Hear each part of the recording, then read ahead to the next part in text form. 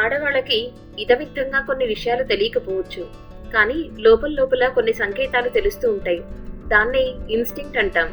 భర్తకు పిల్లలకు ఏదైనా ఆపద కలగబోయే ముందు తల్లులకు ప్రిమోనిషన్ కలుగుతుంది. అలాగే ఓ అబ్బాయి వెంట పడుతున్నప్పుడు, ఎవరైనా గమనిస్తున్నప్పుడు తెలియకనే జాగ్రత్త పడమంటుంది లోపల ఒక స్వరం. అదే ఇన్స్టింక్ట్. మగవాళ్ళకి ఇది అర్థం కాక చులకన చేసినా ఇది ప్రతి ఆడవాళ్ళకి ప్రకృతి ఇచ్చిన ఒక బలం. ఆ స్వరమే నన్ను ముందుకు నడిపించింది.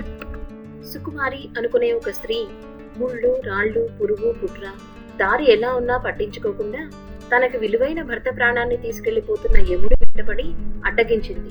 అది ఆమె నిరతి, సిన్సియారిటీ. దీనికే కదూ యముడు కరిగింది. ఎన్ని సూత్రాలు తెలిసినా శ్రమించి పనిచేయడానికి మించిన ప్రత్యామ్నాయం ఏదీ లేదు.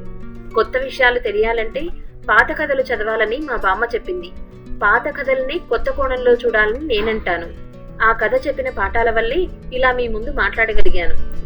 ఆడైనా మగైనా ప్రపంచంలో ఆటోమేటిక్గా ఎవరిని గౌరవించేయరు. మన వ్యక్తిత్వానికి, మన డిసిప్లిన్కి, రిజల్ట్స్కి గౌరవం ఉంటుంది. ఆ సెమినార్లో అందరినీ ఇన్స్పైర్ చేసిన అమృత కథని మీరు కూడా పూర్తిగా వినాలనుకుంటే ఫుల్ వీడియోలో వినండి.